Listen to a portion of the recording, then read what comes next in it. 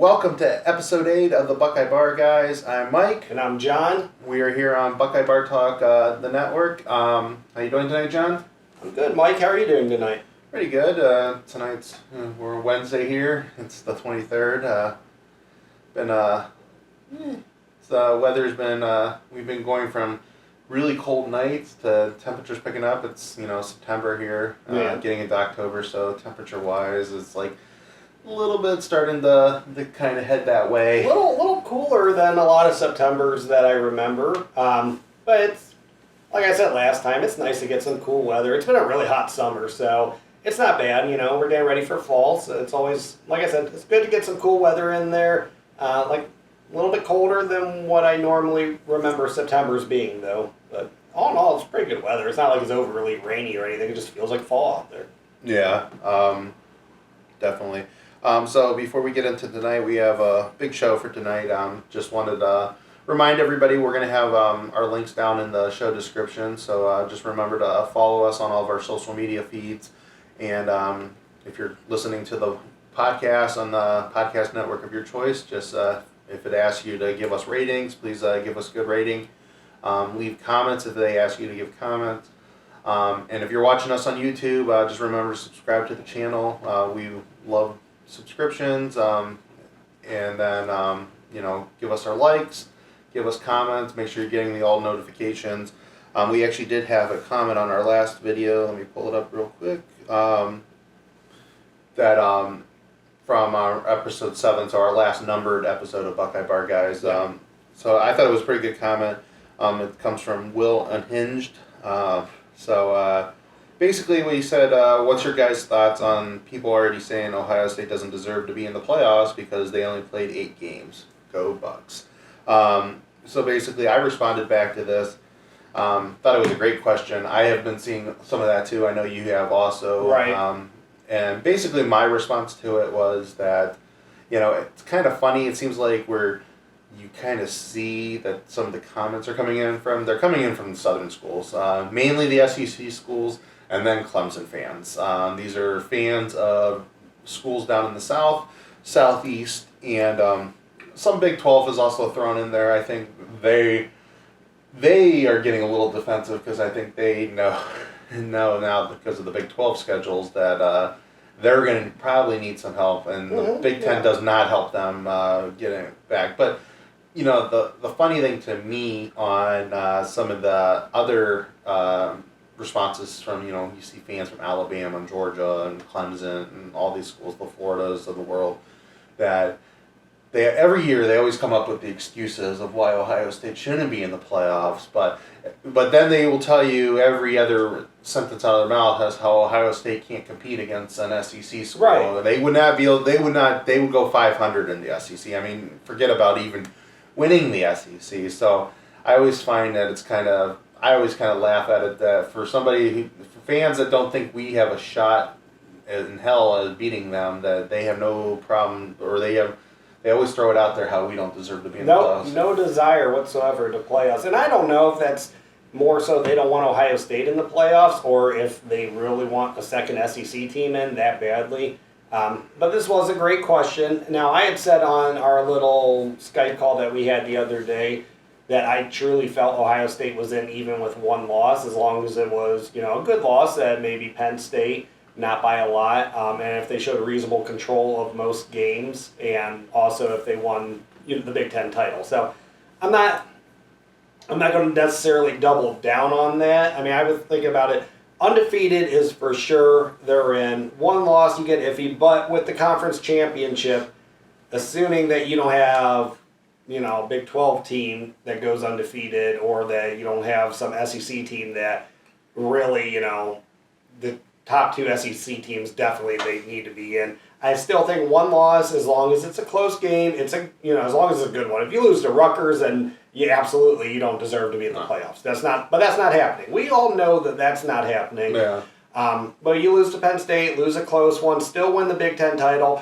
And like I said, like a reasonable control of each game that you're at some point, you're up 2 scores, you win by 2 scores. That's not like you're squeaking out every single game. You can't have an 0-2 year. You can't be 2002 Buckeyes at at the very end you find a way to win. Like, you have to be winning the games, but you do not have to beat every single team by 40 points. No, I definitely agree with that. I think that as long as there's not a Iowa or Purdue on the schedule. I mean, a lot of Buckeye fans like to throw out how the committee screwed them over in those years. The way I always look at it, you gave the committee out to screw you. You gave the committee reasons to not include you, and then you didn't do enough in the Big Ten championship game to just overthrow that. Right. The committee, I mean, we'll see this year. They have not let a two-loss team in yet. So, I mean, 17, in my opinion, is probably a lost cause as much as everybody wants to argue that we won the conference championship. You lost twice. They put a one-loss Alabama in over you. I have always argued I felt we deserved to be in an 18. I thought that's the year I truly believe we were screwed. But again, you had a bad loss, and you didn't do enough in the conference championship game to really, you didn't make the committee put you in. See, the 2014 Buckeyes, they made the committee put them in. The 59-0, that was like the exclamation point on that night, and the committee had no choice. I mean, they would have looked foolish if, every media head and their brothers, besides Mark May, was saying how Ohio State, deserved to get into the playoff after that game. So, I mean, you can't have a bad loss, and if you do have a bad loss, you have to make it up. And 15's uncharted territory, because you lost to a team that won the Big Ten title, and they got thrashed, and because of the sequence of those events, you got the benefit of the doubt when you probably shouldn't have in 16. Yeah. 17, like you said, they lost twice. Call it what you want to. They got thrashed by Clemson in the playoffs the year before. Yeah. So, and Michigan State got thrashed the year before that. So the Big Ten, really didn't do itself favors for 2 years. They won the national title in 14, but then they had two awful playoff appearances back to back, and then the favorite of your conference gets blown out in two.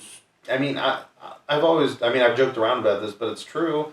Iowa doesn't score 55 points against Big Ten schools. No. I mean. They don't score usually 55 points against the bad schools. They play, their whatever their MAC school is. Right. Hell, they lose some of those games sometimes. Yeah, they don't.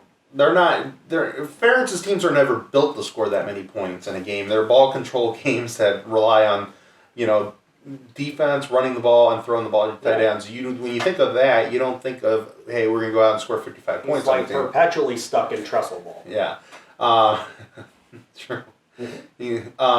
So it just like I said, you had two bad Big Ten showings in the playoff, and then you had two horrible Ohio State losses after that. Because Oklahoma wasn't pretty either. You couldn't do anything all game, and then you just let it get away from you at the end of it. Yeah. So and then I think, but last year we proved we deserved to be in the playoff. It hurts now looking back on that because you think that they should have won that game easily the way you look how that game unfolds. They didn't. At the end of the day, the scoreboard is all that matters. They lost, but coming into that, actually going into that game, what I said is obviously I want to win the game, but the biggest thing that I want them to show that they prove that to me that they belong there. Right. And then they did prove that they belonged there, and then when you realize how many points they left out on the field, and then he's like, man, we could have easily won that game. That sucked, yeah. And I think some people, their issue with the committee at times can be also that, how did Ohio State go into the championship weekend last year number one, and they weren't number one in the playoff selection? But look what LSU did to Georgia, so you can't... Look at the end results, too. Look what LSU did to Oklahoma. Look what they did to Clemson. Yeah. And now, I don't think LSU would have handled Ohio State the way they handled Clemson, because they would have had the same issues Clemson did. You still got to beat Damon Arnett and Jeffrey Okudah. Yeah. And Sean Wade. And I always wondered... Sean Wade would have been out for half. No, he wouldn't have been out at all, because that was in the first half that he got ejected. And I always wondered how Joe... I mean, every great quarterback has their one bad game. Yeah. And I always wouldn't... I mean... If you gave me a choice 9 times out of 10, I think Joe handles the game perfectly fine. Yeah. But that one game, does him playing Ohio State become too much for him? Because mentally become too. Not that he handle himself against Ohio State's defense. Ohio State has a really good defense, but Right. Joe's a really great quarterback. I mean, we're starting to see that in the first couple weeks of the NFL. That he can handle himself out there. Joe's a cool customer. It's just there's an emotional level to that. That you're playing your old school, the school that you went to. Would he mentally be able to handle that? Right. And I don't want to speculate too much. I think Ohio State would have played a much better game than Clemson did, though. They could have won. I don't know if they would have. Like I just said, Joe's a cool customer. He did to everyone all year long, so he might have done it to Ohio State as well. Yeah. So that was kind of that was a really good question, and I kind of made a little zinger in there at the end of that. My response to it was, basically they're going to be the same. These are the same fans that are complaining that they don't deserve to be in that are going to complain if Ohio State wins the national title. Well, they only played 9 games. Right. They were the freshest team out there, so of course they're going to win. And there's nothing. There's always an excuse to something. Do you honestly think 2 games is enough to say that someone's more fresh than someone else for a national title? Honestly, if you were on the other side of the coin, if Alabama came in 9-0, kicked the crap out of everybody, wins the national title, and Ohio State won 11-0, would you claim that? No, and they're not going to be more fresh because you're playing maybe a couple more weeks, but Big Ten. We've already talked about this before. The Big Ten didn't do themselves any favors.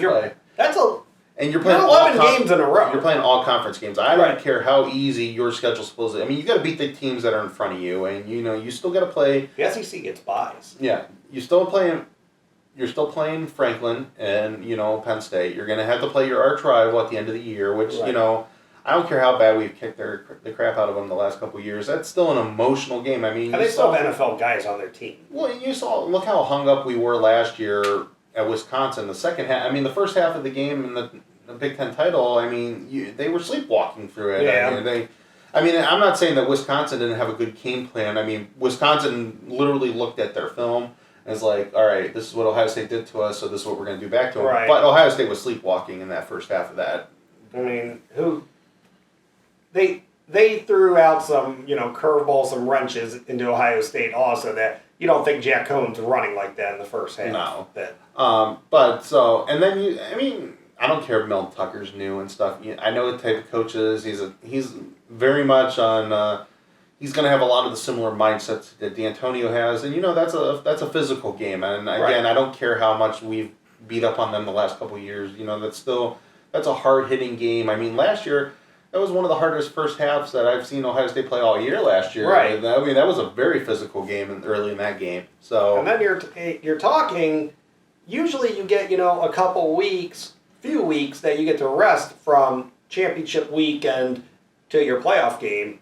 Ohio State makes it through that, and you got not even 2 weeks. Yeah. Right? Because just 2 weeks. Yeah, 19th is the final game, and New Year's Day is a Friday. Yeah. So it was. You don't got a lot of time to recover from that. Yeah. Again, great question. Definitely, we want to hear more questions. We always. I think if we get good questions, we're going to definitely try to throw 1 or 2 up. Oh yeah, we'll read them on here. And and if we start getting more questions, we might even do a question answer show. And we'll always answer them on YouTube also. Yeah. So or Facebook, any forum that you guys write us a question on, we will answer that. Yeah. But we appreciate the question and appreciate the listen. Yeah, thank you. Will and Hinged. All right. So yesterday. Kerry Coombs and Marcus Williams and Seven Banks had a press conference. Yeah. Before we get into it, a little outdated information from yesterday into today is that, so yesterday we were still waiting for Sean Wade to rejoin the team.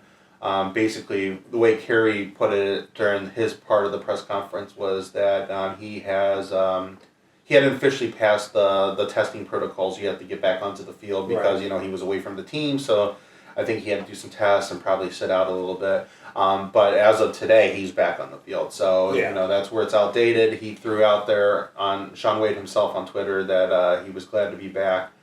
So it was an interesting press conference, I felt. It's still a Zoom press conference. The reporters... it's still kind of hard to kind of get used to that. It doesn't feel the same. But now I know what all of our beat reporters' faces look like. So. Oh, yeah. Besides, I mean, I follow most of them on Twitter, but, there's, you never saw them before when they're asking questions. And it's the one that I wish maybe during regular press conference, maybe they were real clear. Sometimes they're not as clear of who's asking which questions. Yeah. So, I mean, if you listen to enough of these press conferences, each one's voice is pretty good. But, basically Marcus started off the press conference. Actually, one of the interesting things I thought he said is that, he was asked about playing, if he was playing slot or they all moving around. And basically said right now he's primarily playing the slot, but, they're all moving around. Yeah. And, which I thought it seems like to me, if that's what they're planning on doing, that they're kind of maybe seeming like they might go into actually trying to run the same similar defense that they ran last year. I think they are. And which I was wondering about. Actually, I asked you, it wasn't on the show. I asked you if you thought they were going to go back to the old style where you played two legitimate safeties. And I think that's kind of how we were both feeling because that was how Kerry ran it when he was here before. And when you ran a slot corner, you always ran it just with a nickel package. Right. So I figured that was going to be the primary thing, but it seems like maybe they are planning if he's playing as the slot guy, and he didn't say that they were going nickel all the time. That that it seems like maybe the thought process going back into it, which I like. If you can, I love that defense so much last year.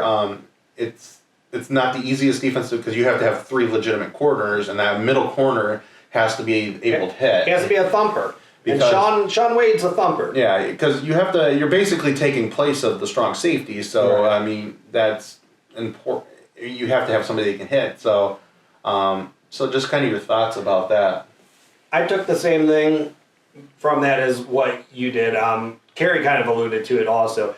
Now, from what they were saying, do you think with Sean now being back at practice, though, how does that kind of move things around? Is it just outside, is that just a rotation with him, Seven, and Cam? Or is someone going to, kind of push in that slot now, move Marcus out of there? What do you think is going to happen with that? I definitely think... Because Kerry likes to rotate his outside guys. He does. He always liked having at least a third person in the rotation. He's definitely going to be doing rotations between the three, and it's going to be between, I think, Cam, Seven, and Sean. Well, yeah. With Sean doing the primarily, I mean, he's not, I mean, he might leave the field 10% of the time. I mean, maybe a little bit more early in the season to get him up to, game speed. I mean, like we said in the last episode, Ryan did allude that, Coach Day did allude that, he's going to use the depth a lot more this year than maybe he's relied on in the past because it is what it is this year. Those guys have to be ready because you never know what's going to happen. So I think those three are probably your outside guys. Mm-hmm. And then I think there's going to be some sort of rotation in there. And Tyreek, what's his last name? Johnson. Okay. I always get between him and Smith. I'm mixed up which one's which. I think he's in the rotation too. So yeah. I could see Tyreek Johnson and possibly maybe Marcus do some of the rotation in the middle. And I think we're going to see linebacker rotation there. I think you could see a second safety in there. That just gives you a whole array of different options that they can do. And I think it kind of opens the field up to where you can. Are we playing with two safeties right now, or are we playing with three corners and one safety? I think that's kind of the way they do because it makes the defense so much harder to game plan against, and they showed that for most of the year last year. It's just, I mean, when you had Sean out there at the slot guy, I mean, they could do so many things with Jordan than just playing home run. Yeah. And that, so. Which I don't know, is Josh Proctor, is he ready to be that guy? Is he ready to be Jordan Fuller? There's a lot of unknowns going to be in that secondary this year. I think the interesting thing is it him or is it going to be Hooker? I mean... I've heard good things. I mean, before all the COVID stuff happened and before, season got postponed, it sounded like Marcus Hooker was making some plays. Yeah. So I'm excited to see it. I'm excited to see how it plays out. Now, I was thinking, and then I kind of thought to myself, also, like, I made it all right in my head, and I know we're going to do it more in depth, breakdown in the secondary, but I was thinking about like what we lost. And I'm like, man, this just reminds me of 2016 of all the pieces we lost. Came back, weren't quite the same in 17. You only had Denzel Ward coming back. You have Shaun Wade coming back this time. It felt eerily similar in that respect. But then I thought about it also. I feel like, like Kendall Sheffield, I think didn't he end up starting in 17? Yeah. Or he's at least in the rotation as a starter, that he got a lot of playing time. He wasn't there in 16. So Cam Brown and Seven Banks and Marcus Williamson, they're definitely further along than those guys in 17. So they're more ready right now to step up to the challenge than what those guys were. Kind of going off of that, it's that I was actually kind of thinking this before you got over here that last year's team, we had pretty much the same depth as we do now as the backups, but you had that frontline depth that you never really got to see a lot of the backups because of that. I mean, the games were blowouts by the time a lot of those guys got in, and so I actually think that our team, it feels like our team's deeper this year, but it's just more raw. Well, yeah, I don't think you have all that star power on the top yet. That you only, when you thought of corners last year, you really only thought Jeffrey Okuda at first. Shaun Wade a little bit. Shaun Wade, not a little bit. Shaun was in there, but you thought Jeffrey Okuda. Yeah. This year you think Shaun, but then you're like, Seven's got to be a contributor. Yeah. Cam Brown's got to be a contributor. Marcus Williamson has to contribute. If those guys are all doing their jobs with Shaun Wade on top of it, that's enough right there to win games. Yeah. But you love having that depth behind them because what could happen? I mean, I want to see what Tyreek Johnson does. I've heard so much about him. I think he's at that point now. I think, these guys that get up to this level for Ohio State that have not really seen the field, they always go one of two ways. They either, this is the year that they just blow up. Right. Or this is the year that it's kind of like, all right, the next round of guys are who kind of takes their spots. Yeah. And so I really think from what I've heard, they all alluded to him a lot today, is that, Tyreek is definitely, he's a gamer, and I really want to see him take that next level. And I think he's going to get some chances this year. Is Legend going to play? He's a freshman, but, he's got a crap ton of talent. The one... is it Ryan Watts? Yeah. That they stole from Oklahoma? Yeah, Watts, yeah. So he's long. That kid, he's a big guy. Like, he's another one that he was making plays before it all ended, and I'm looking for him to, possibly contribute right away also. And, and Kerry, they talked to Kerry about that, and that was one of the things in the press conference that he talked about is how much he loves long guys, and, that's... Shaun fits into that. Right. Seven fits into that. And Marcus isn't really in that mold. But he loves. He's the one who actually, Sorry about that. He's the one who actually is the one who recruited Marcus. So he's just. Marcus seemed pretty happy that he finally gets to play with him. Guy recruited him. He's not been able to play for him. He's had Tabor and then Halfley. And then finally now back to Coombs. I feel good with Coombs coming back. And I think he kind of talked about that today or yesterday, is that, he knows these kids. Right. For the most part, I don't know how much he was involved with Legend, but and with Watts, but he recruited the rest of them. Right. And so he definitely. The dude's just a ball of energy. He has his face mask on, and he loves it. He thanked all the reporters at the end of it, which I thought was really cool. Yeah, and that's something actually that I meant to kind of start this off with. That you and I, it's just kind of been like pedal to the metal since we got a season back. That we really haven't taken time, to say thank you to all the beat writers, thank you to all the fans, thank you to the Nebraska players, Nebraska parents, Ohio State parents. Randy Wade especially. So, we kept saying that if we kept pressing, that eventually they would revisit it. And I know it's not necessarily from like you and I saying anything, but a collective effort, we made it happen. So that's awesome. So definitely, definitely a lot of thanks and praise needs to go around. And I hope when that 30 for 30 is made when Ohio State wins the national title this year, that they talk about all the fans that wanted this. Talk about that. That should definitely be pointed out. And that, but Kerry, again, like I said, is just pure ball of energy. I love the part when Tim May asked him about how I heard he just became a grandfather again. He's like, yep, 8 under 7. His kids are fertile. How his kids are so fertile. Don't put that on Twitter. Right. I shouldn't have said that. I thought that was just classic Kerry Coombs. He is hilarious. What'd you think about what he had to say, though? I know we've talked about it, but it's kind of what we remember, the type of player that he likes. And but he's always positive. Even when he was talking to Marcus Williams, I forget who asked him the question. It was like, Marcus doesn't really fit the mold, and he's like, well, the kid's a gamer. He's he comes out, he competes. And Marcus Williamson's been hurt too, so and then and that's what he mentioned to that. A lot of these guys, it's time to see now where they're at because just how the different injuries have affected different. Those are the same kids from before, and it was pretty cool. I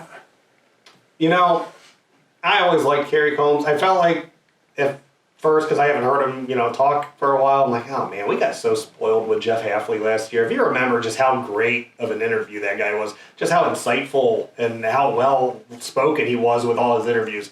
But then Kerry, he got on yesterday and just rocked it. I miss that guy. Yeah. I'm glad he's back. If it couldn't have been Hafley again, I am so happy Kerry Coombs is back. Yeah, there's definitely, when you lose a guy like Hafley, you could go backwards. They're not going backwards with Kerry Coombs. And, I'm not saying he's better than Jeff Hafley neither. No. It's just, you see where he's put guys in the NFL too. Right. They both have proven to know what they're talking about, know what they're doing. So I'm definitely interested to see how he takes maybe what Hafley introduced to Ohio State and how he incorporates that on his own, because I definitely think that's how Coach Day is going to want it. That was just a much different thing, a much different style of defense when you have that third corner in there and you're just playing a normal base defense with it. Right. I'm definitely interested, and we're going to be doing a secondary breakdown here once we get to the defensive side of the ball. We're going to start some of our breakdowns tonight here in a minute. We're going to start, but just your last thoughts. I don't want to get too much into it. I'm looking forward to seeing where this depth's at. I think I think we're going to be pleasantly surprised. I feel better that Sean is back, but I was actually, if this was a normal season, I would have been okay with Sean not being there because I wanted to see what. Right. And I'm not saying that I wanted Sean to leave. No, I don't want anybody to misconstrue that. I'm just like, if Sean did decide to leave and then we had a full season, I was really looking forward to seeing what this depth could do. But now at least we have Sean back, and on a shorter season, I'm much more scared about the youth of the depth. But a lot of the kids, they did get. Even though it was a lot of them in garbage time last year, a lot of them played, and that was the good thing. So, at least there is a lot of experience coming back.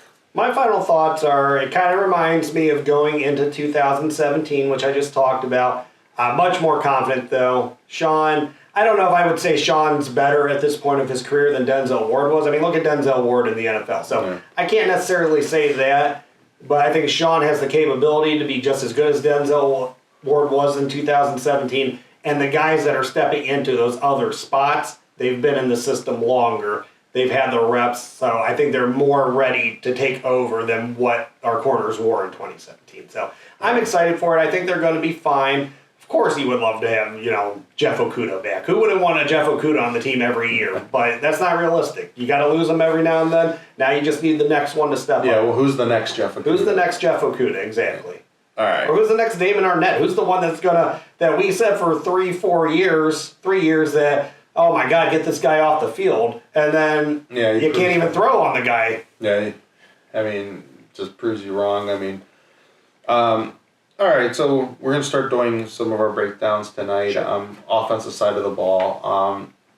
So we're going to do QB and wide receiver tonight. We'll start with the easiest one, the QB. Obviously, Justin's back. QB1. Yeah, so with Fields back, knock on wood, as long as there's no injuries, you're set at quarterback. That's what happens when you have a stud quarterback. When you know that guy is there, then, you got your quarterback. I'm ready to see Justin make.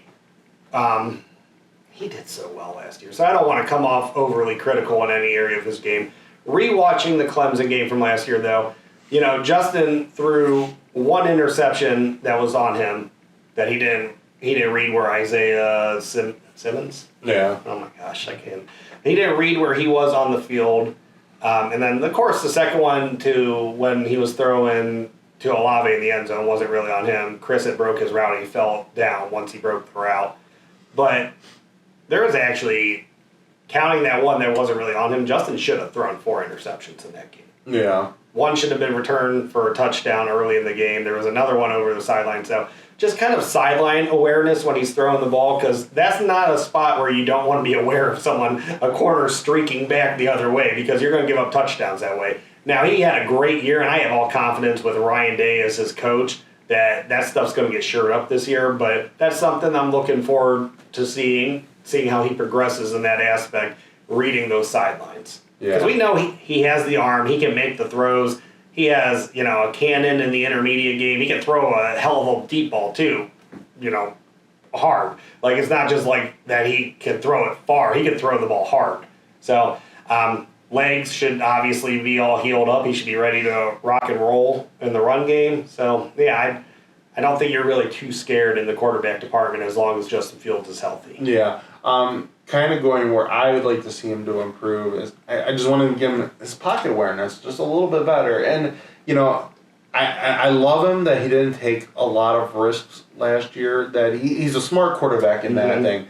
I want him to take that next step and just throw incomplete passes instead of taking sacks necessarily. And I know the kid wants to make a play. I mean, and you got the type of talent that you have. I mean, you're literally, one guy breaks open, it could be 6 at any moment. Right. So, I get where he's coming from. But, at the same time, I want him to just, take that next progression that you want to be an NFL quarterback. The best things, and I forget which NFL quarterback, it's not the throws you can make, it's when to throw it away. Right.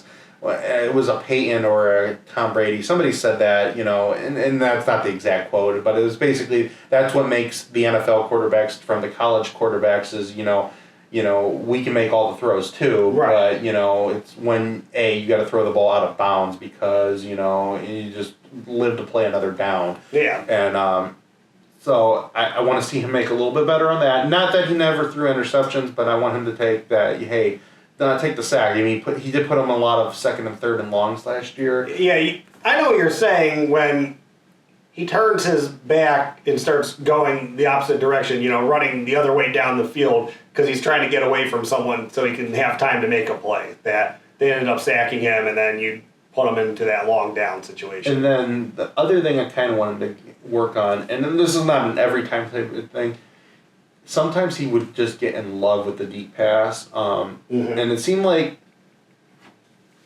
at times Ryan had to be a coach and stop calling deep routes to get him away from throwing. I kind of remember the second half of the Wisconsin game. It seemed like everybody started running a lot shorter of routes, so it forced him to have to go short. There's always a guy open underneath, and the one thing Dwayne had a cannon of an arm too, but Dwayne was very good at finding that crossing route across the middle, and sometimes I think Justin he has a blinder on for the middle of that field, and that intermediate pass again, that's an NFL throw, and that's what NFL quarterbacks live on, and that Dwayne better than most that I've seen at the college level. He could use his arm as an extension to the run game. That he could find 3-yard passes that where placement of that they could go for 10 yards. So Dwayne did that better than most can. Justin still had a really, he still had a 67% completion rating or completion percentage last year. So it's not that, it's not like he was doing too many low percentage throws. But like you said, he was trying too much to get those home run balls sometimes that maybe use those shorter routes to try to get some yards. Yeah. Besides that, he's not a quarterback. What I was surprised about last year, his first touchdown is that, that big, the 50-something yard run that against Florida Atlantic. Right. And that was kind of and I know Kirby Smart didn't do the dude any favors, but that was kind of like my thought maybe coming into the season is that this is just a pure athlete, and he actually proved to me more that he's actually a quarterback. He was much more ready to be a quarterback than what we thought. And so, or Ryan Day is just that quick. I don't know. Yeah, so actually gives me a lot of hope I'm glad for this season because I think that he is going to take the next step. Oh yeah, and fine tuning things because he was just. What I was nervous about him, and again, I don't want to make it seem like that I'm coming down on anybody. Like, Braxton, when Braxton was quarterback, was if your one guy's not open, you take off with the ball. Right. And that was great for Braxton because, how many times Braxton took a play where it should have, it would have been an incomplete pass or an interception if he did throw it. He made a first down. And he first down, touchdown, whatever. Right. He hit the accelerator and, he's gone. And Justin Fields could definitely do that, but he never did. And, for the most part. And so, that was the one thing that was most impressive to me.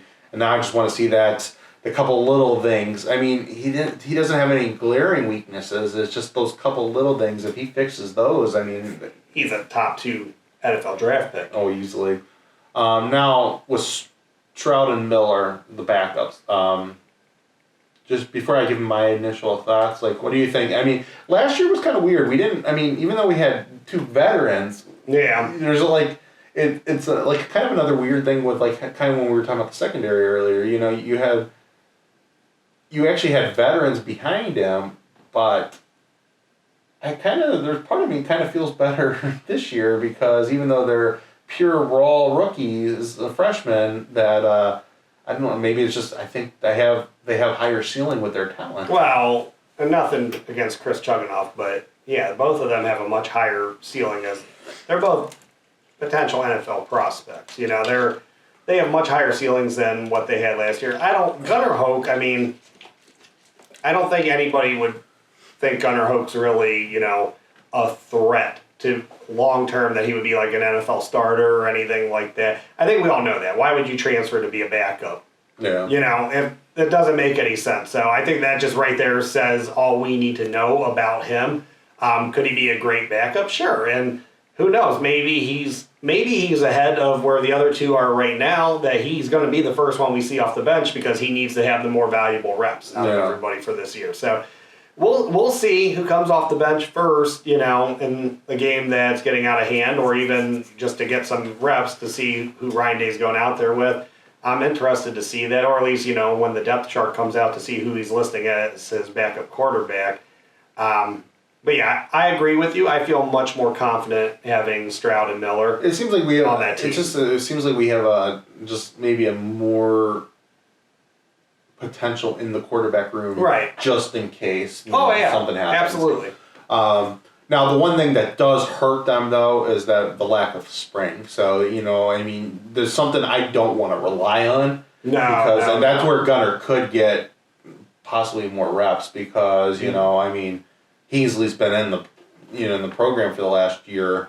They lost all their opportunities, and now it's getting ready for games. So I don't know how much of the opportunities they're actually going to get.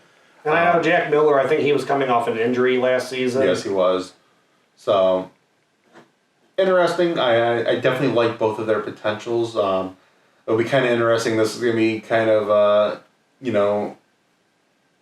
Coach Day kind of gets his first opportunity, and I'll see how he's going to deal with a situation like this. Right. Because, in a couple of months, McCord's going to be joining that room. So, I know we're talking about this year. So, but, how is he going to deal with that situation now? Because knowing that you get a third man entering the mix next year, and everything's right now is about Justin and winning the national title, but at the same time, you kind of got to start getting these guys legitimate reps here and there. Well, and I was watching highlights of Stroud and Miller. I think Ryan Day's. McCord, I've seen some highlights of him too, so he's going to get some good quarterbacks coming to learn under him. So very confident with him with the quarterback rooms moving forward.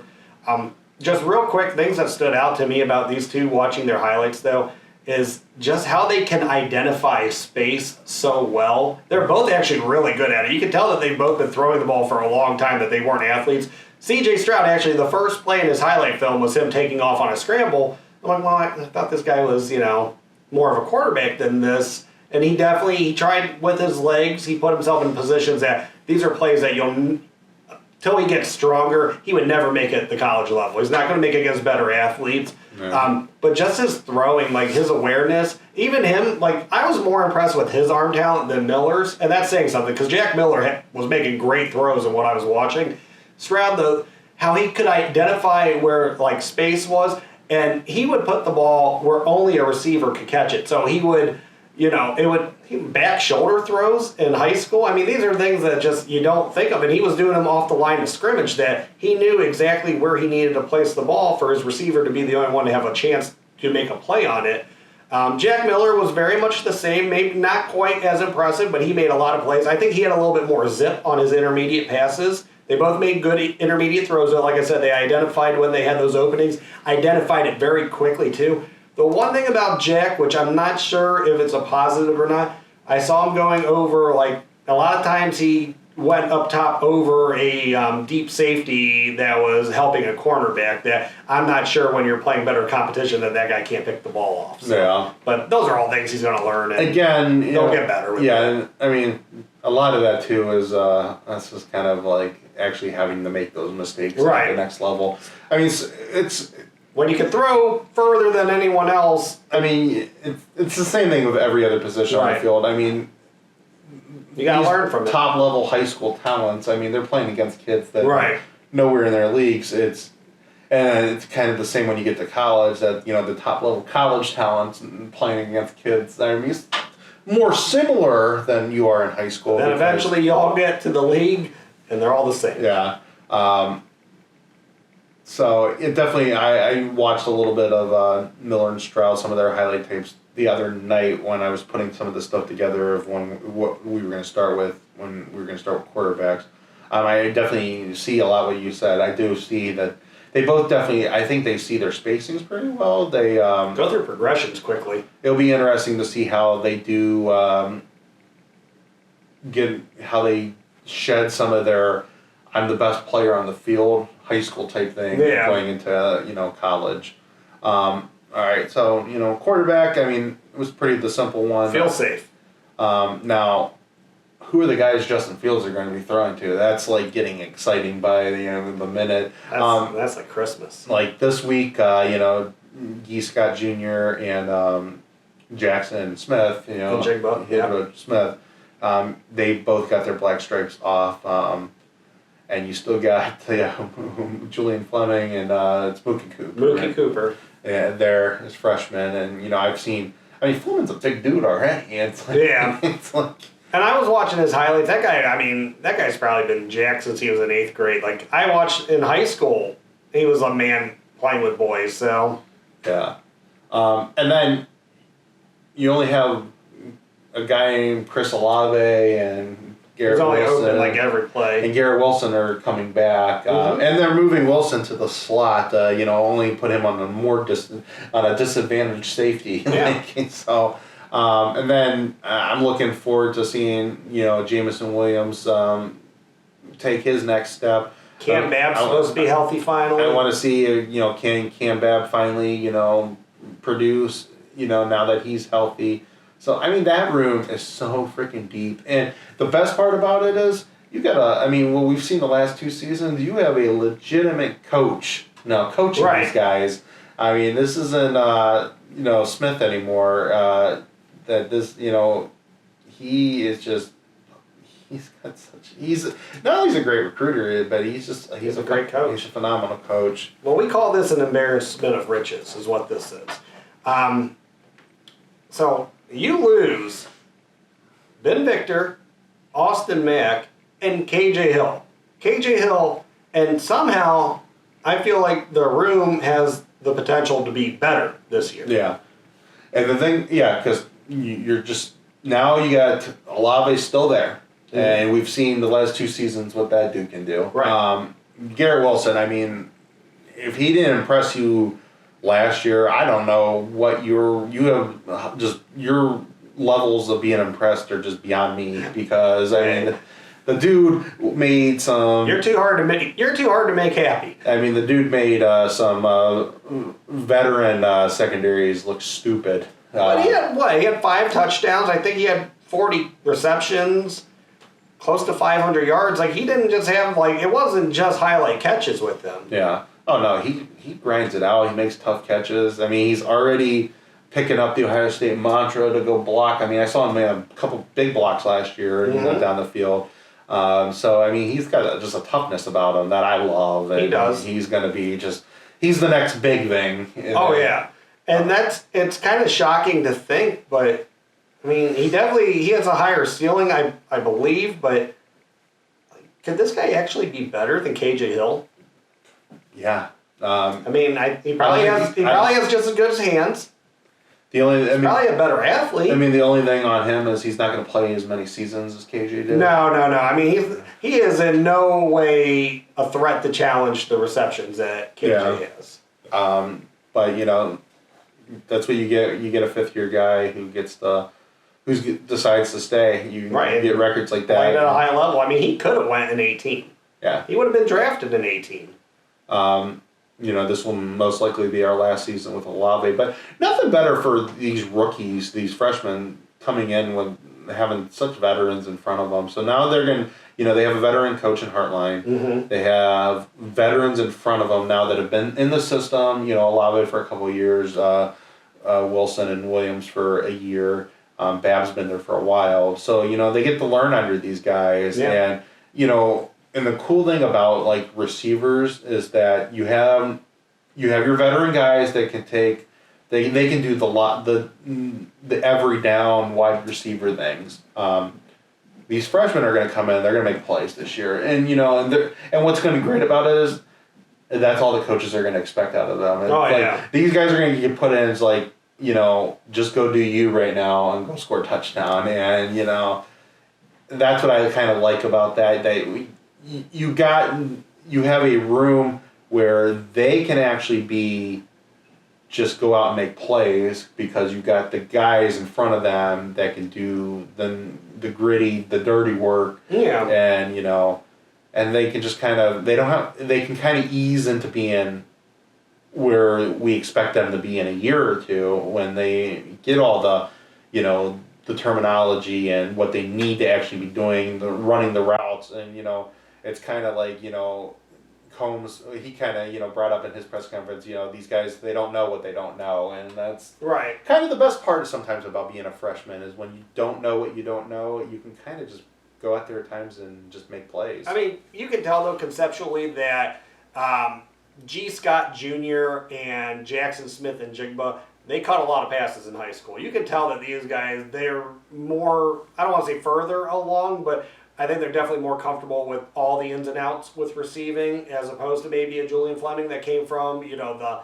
high run output offense that he came from in high school. Now, Julian Fleming... They ran a wing T in high school. Yeah.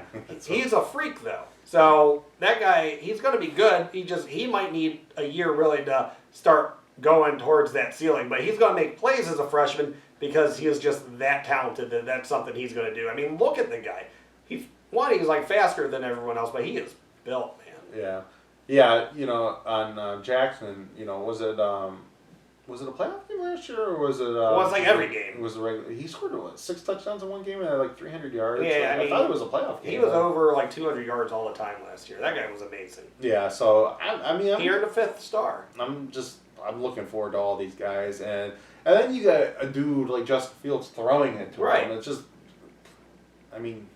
Good luck, and like. I was kind of thinking about this, and I know, like, put Justin with Troy Smith, it might be high praise. I don't think it's out of bounds or anything, but maybe putting Juice Williams in this scenario with Ted Ginn would be more so like a stretch.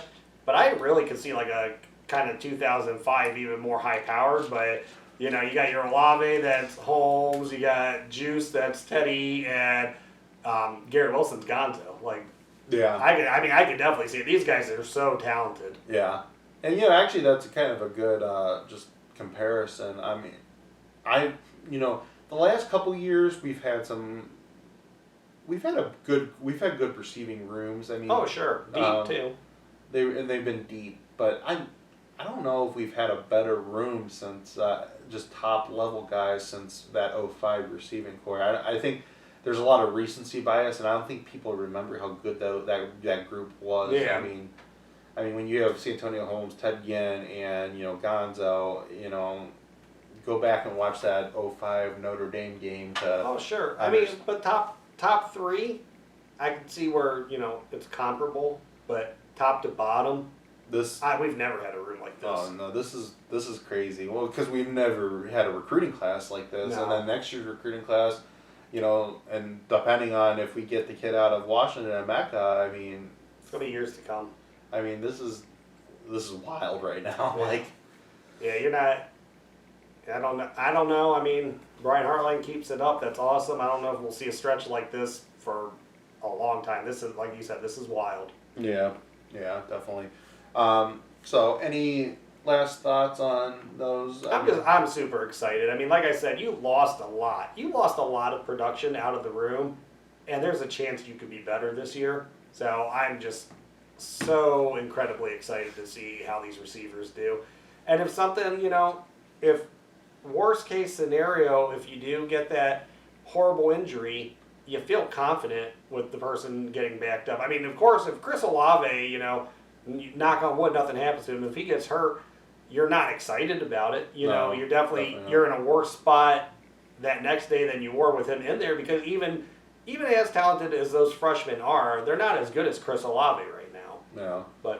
But it definitely puts you in. But you feel more confident. You feel more confident. Happens. Like, and like you think back in 2014,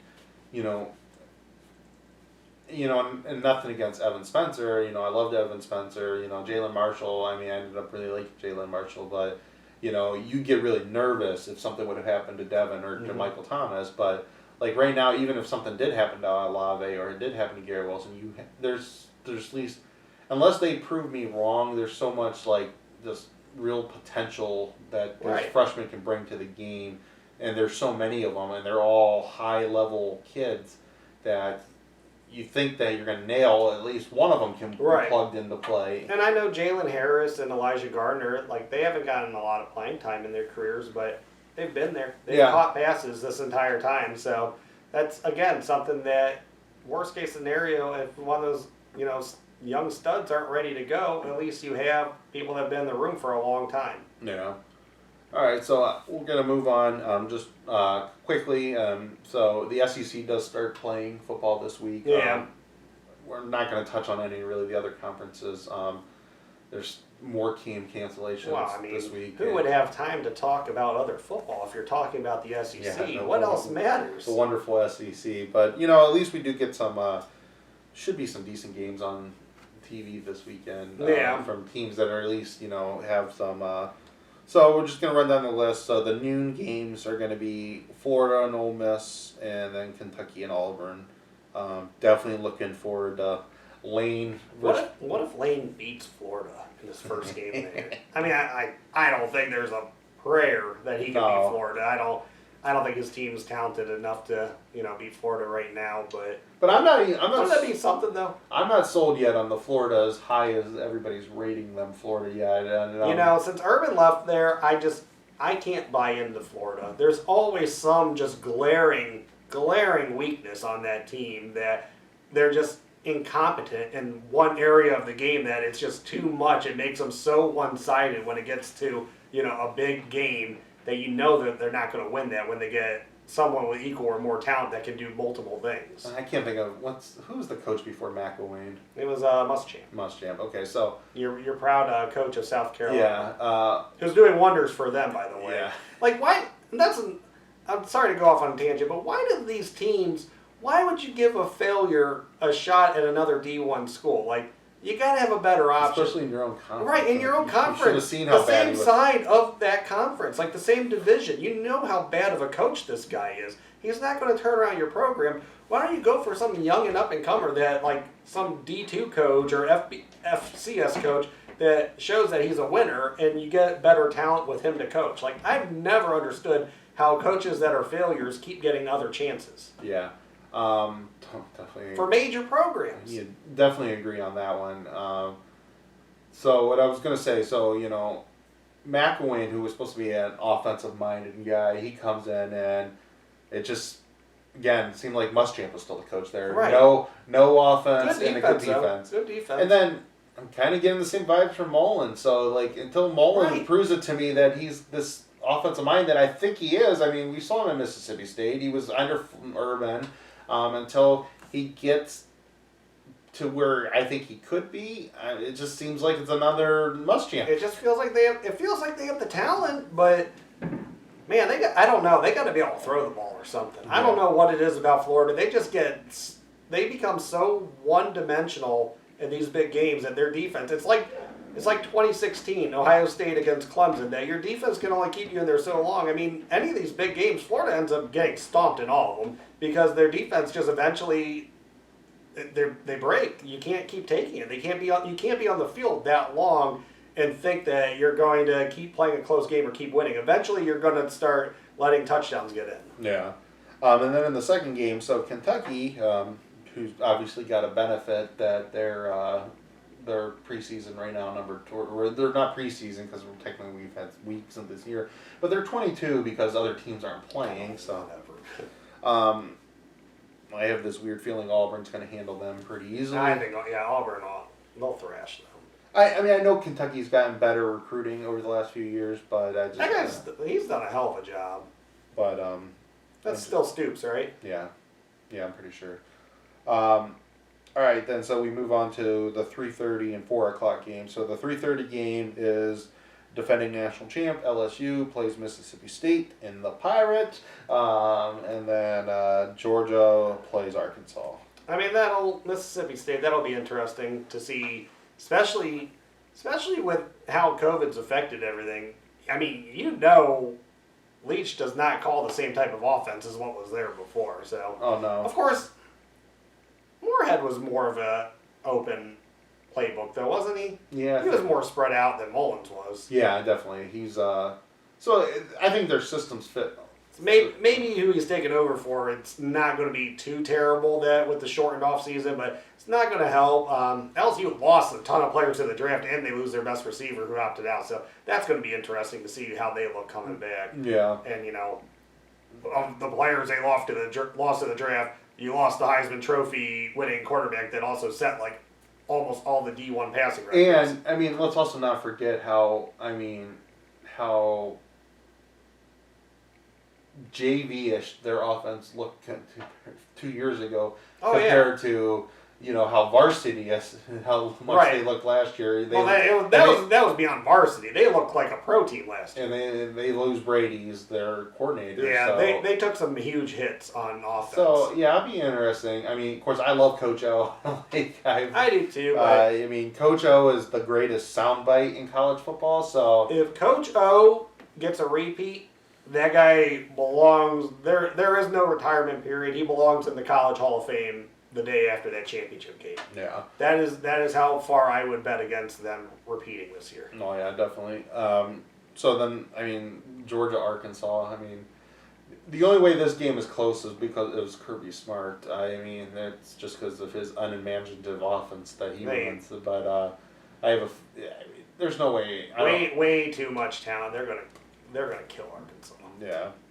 And then we get to the later games. So we have Alabama, Missouri, Vanderbilt, Texas A&M, and Tennessee, South Carolina. So we will start with the Crimson Tide in Missouri. I feel like they should probably handle them. I don't imagine that being close. It's always interesting with Missouri. Kind of who do they have, who do they don't. They still to me don't fit into the SEC at all. Right. But, and they've never fit into the big games either. No. They've always got thumped in the big games. They can take on that middle row teams in the SEC. They can play games with them, but whenever they get one of the big dogs in front of them, they crumble.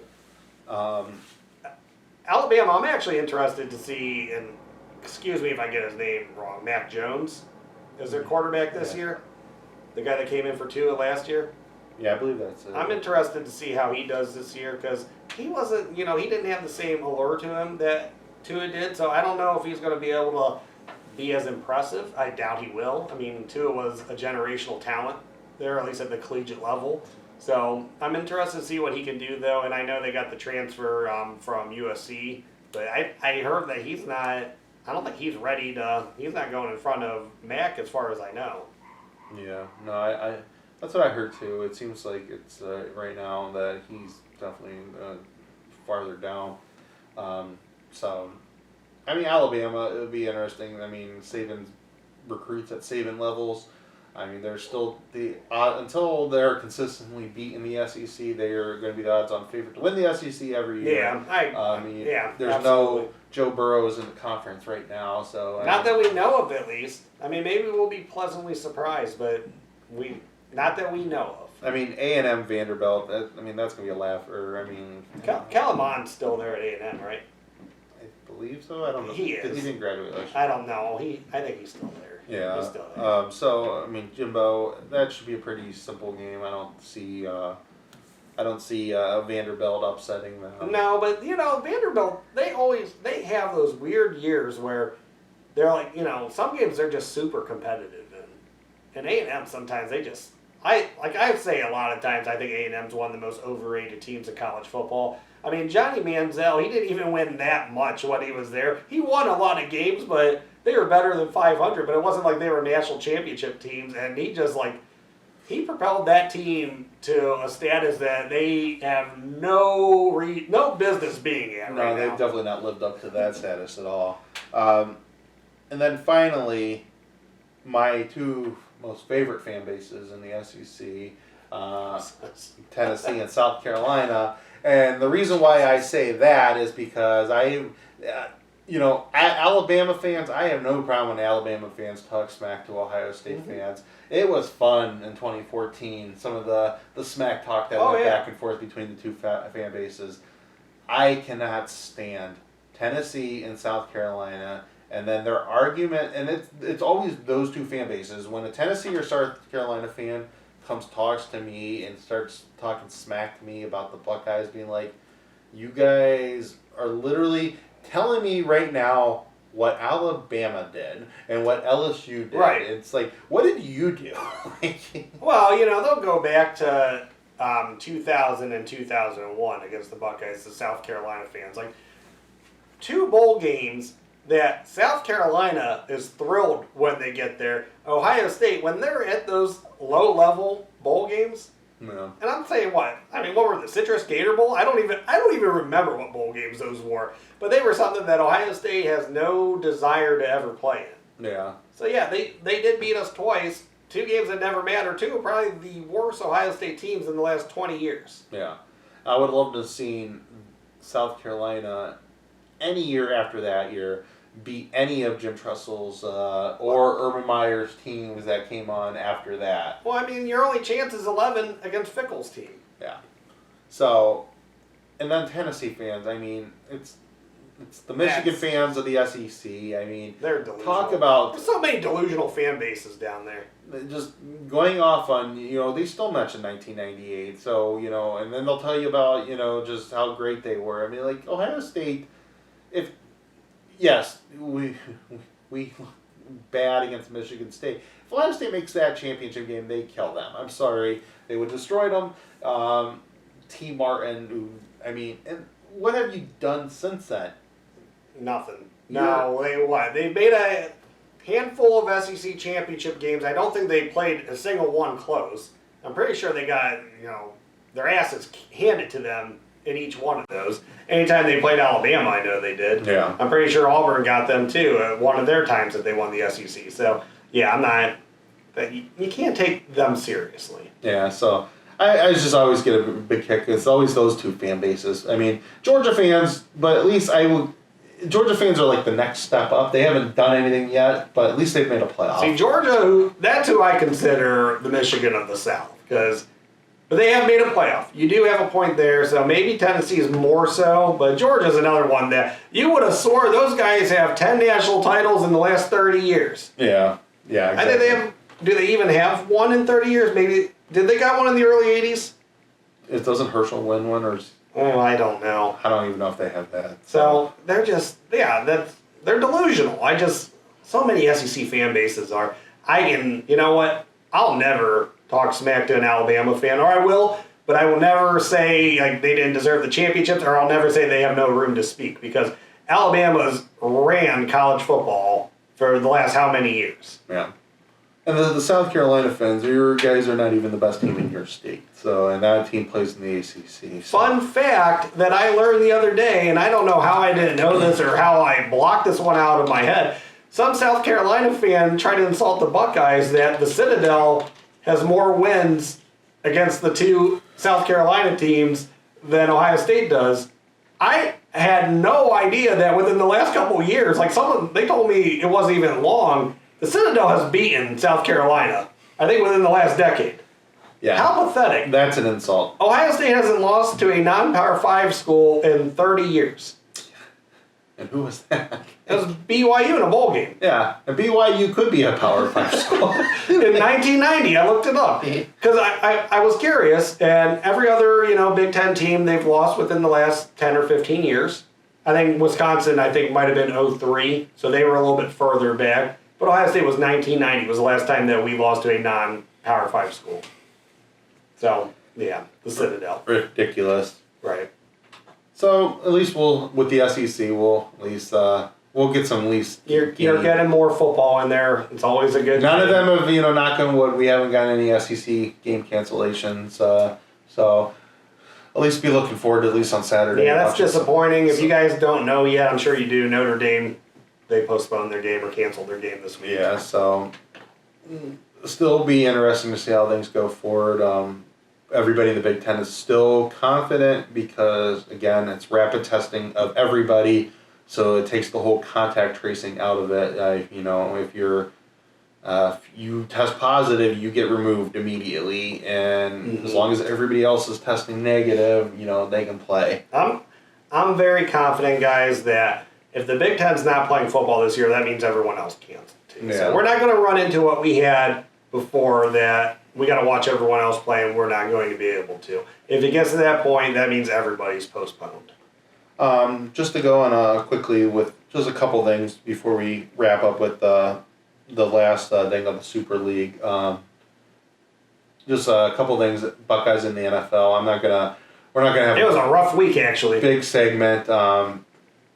If you haven't watched, and I'll try to put it on in the show notes. If you haven't watched Zeke running that dude over for the Falcons in the end zone, it's one of my most favorite. My gosh, what a great play! And I don't even know what to compare that to. That's just like. That's being posterized, like in the basketball. If you're being dunked on, that's what that happened. That was just, that's that's Bo Jackson over what's his face. The Boz. Yeah, that's a stronger man that just embarrassed you. Yeah, but the biggest news for on the Ohio State front this weekend was Nick Bosa tore his ACL, so he is out for the rest of the year. San Francisco is getting clobbered with injuries right now. That was like a 5-minute span, and they were just done. Yeah, so, awful. I hate when you don't want to see... First of all, you don't like to see any football player. Football is such a shortened career to begin with because of how physical it is. Yeah, so, you don't like to see season-ending injuries because I don't care how good you are, you don't know how many seasons you got in there. No. And so, that's...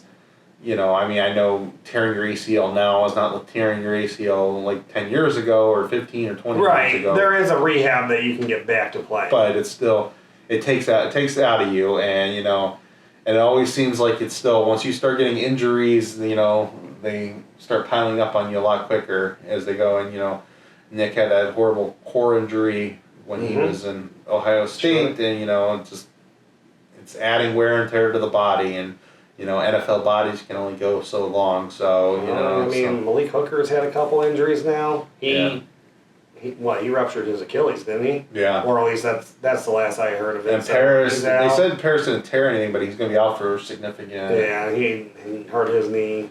Yeah, that wasn't just those guys. Christian McCaffrey got hurt. Yeah, it was a bad week this week for NFL injuries. Yeah, really the time you spend during the summer playing preseason games, it does help your body get ready for it. Yeah. So that's kind of what we're going to touch on in the NFL. And then just we're going to now finish up. This is part 6 of our Super League. So this is the playoffs. Let's wrap the Super League up. All right, so as we went into the previous weeks, we have 8 divisions. There's 6 teams per division, so it's 48 teams. So it's pretty simple. You're going to have 8 divisional champions going on in the playoffs. Now, what we're still keeping is you play a divisional championship game. Right. Now, the cool thing about this is we are kind of using NFL rules here. So its overall record determines your division champs, your 2 division teams. Those division records only go in as tiebreakers. So what I mean by that is that now if there's 2 teams vying for one spot, like Ohio State and Penn State are both, same record. They're both 10-2.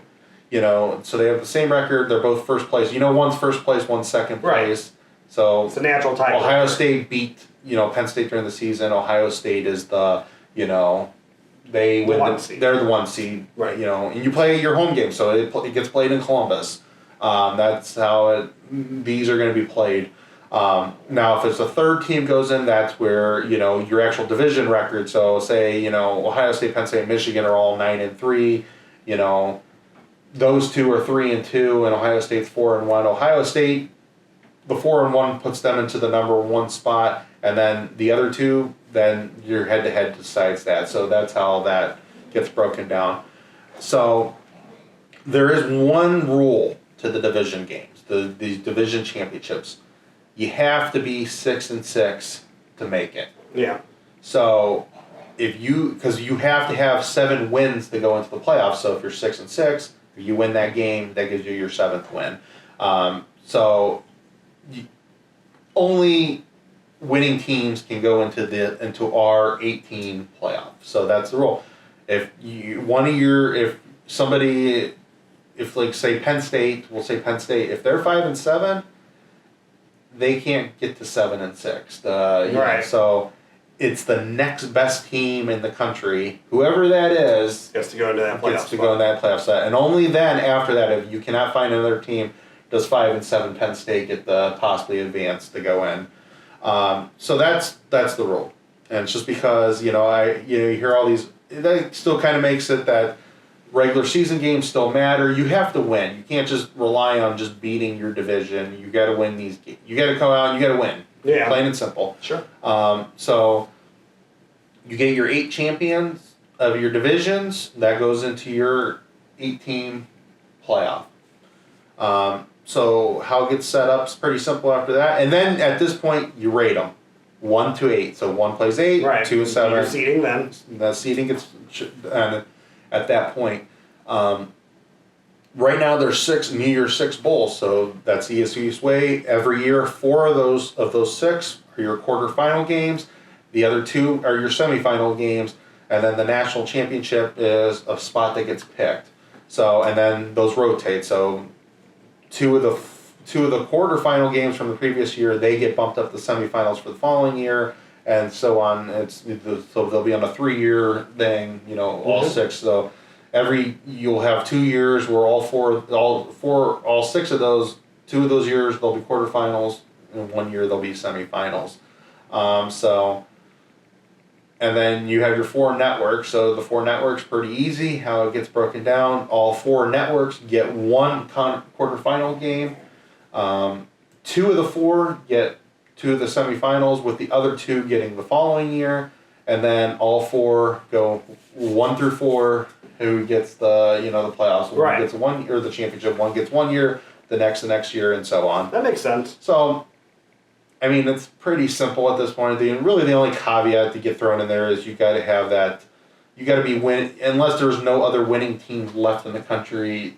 You have to have a winning record, and that's just like I said. That's just so. I mean, there is going to be losses to these teams. I mean. You're going to go find out where teams like Ohio State and Alabama that are used to having 1 loss or go undefeated are going to have 3 losses on their schedule because you're playing legitimate teams throughout the year. So going 9-3 is not a bad thing. You get to play good competition through the year, but you still got to be in one of those top 2 spots. Yeah. So just your thoughts real quick. No, I mean, I like that you can't have a losing record and go to the playoffs. You shouldn't. You got to be a winner to get there. So. I like that, there is still something there on the table that you can't just rely on winning that conference championship to get in. Yeah, and at least we have that. And and you can also just rely on if Penn State only wins, if they win only 5 games, but all 5 of their wins are against your whole division. Somebody would say, well, they won 5 games against their division, they should be in. Well, no, if Ohio State and Michigan are both have, maybe Michigan has Right. 3 losses, and Ohio State has 2 losses, and okay, they both lost to Penn State, but they have much better records. Right, they did better. Those are the 2 teams that are playing for your divisional championship. Yeah, I like that. I think that's better because they're playing the same type of competition each year. So whoever has the best overall record should be the one that gets to play for the title. Yeah, so good way to fit, to end that. That's kind of my thought. Gonna probably do some chart breakdowns, which kind of show Buckeyes win the first one. Yeah, but kind of our thought process of why we wanted to do that, do the Super League, is we do want to see it, but also remember that the Big Ten wasn't playing football when we first decided to do it. Because nothing like that should ever happen in college football. That it's that split up that power conferences aren't playing and other power conferences are. So that is something that, if anything gets taken from this, whether the Super League is adopted or not, there has to be a way to ensure that this madness never happens again. Yeah, they need one commissioner that's just in charge of these, and then you just play each other. And there's such a separation between the haves and have-nots, and even and the difference.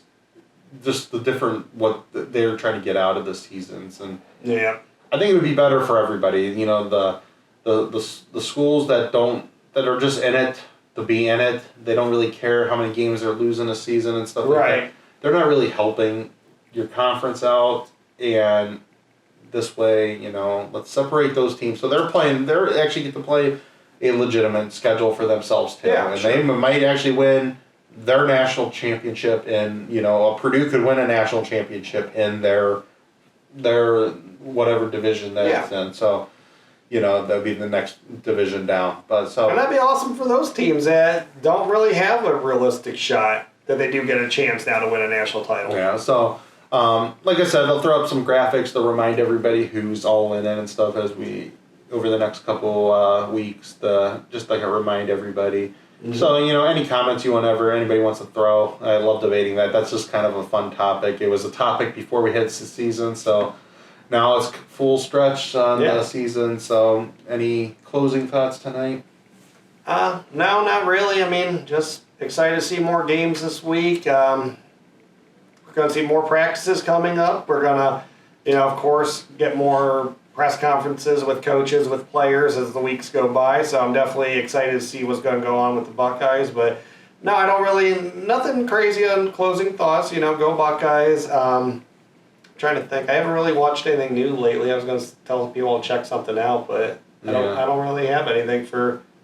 I've been watching How I Met Your Mother again, so I've watched that a couple times. That show's hilarious. I mean, if you haven't seen that one, you definitely should check it out because that's a classic. But no, I don't. Really nothing else. Just, hope everyone has a good weekend. Yeah, and I just wanted to end the show is we did get some kind of sad news within the Buckeye family this morning. Anybody who, obviously, Buckeye fans, everybody knows James Laurinaitis. James's father passed away this morning. Joe, the animal, Laurinaitis. Of course, we grew up on old school.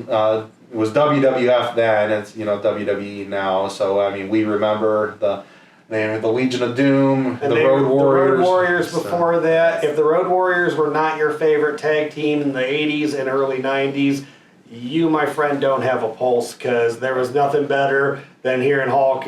Oh, what a rush! Yeah, and they even have the crowd reaction. They call it a Road Warrior pop because of how much people loved and the reaction that people would give when they would hear Hulk say that. So, it's terrible. I love those guys. They're both gone now. We both just from our growing up being wrestling fans, those were the good old days of wrestling, in my opinion, when there was actual legitimate tag teams, when tag teams themselves were, now it wasn't just individual superstars, but tag teams were, push too, and Yeah. you had some great tag teams back in the day, but they were definitely my favorite tag team, and They wore shoulder pads with spikes. and I remember when James, when he committed, like, of course nobody in Ohio knew who the hell James was. No. And that's when somebody mentions, like, his father was a WWE superstar, the Animal. You knew who the Animal was, Right. And so, but James ended up having an unbelievable both college and pro career, and I just. My heart breaks for him, especially, his dad was only 60, and, just growing up, rooting for his dad as a wrestler than to, Rooting grow for up him as a player. as a athlete. So, thoughts and prayers go out to James and his family as they deal with this difficult time. But Sure. So, I think we'll wrap it up from there. All right. All right, Mike. I'm John. Thanks for coming out to the Buckeye Bar tonight, everybody. OH. I.O.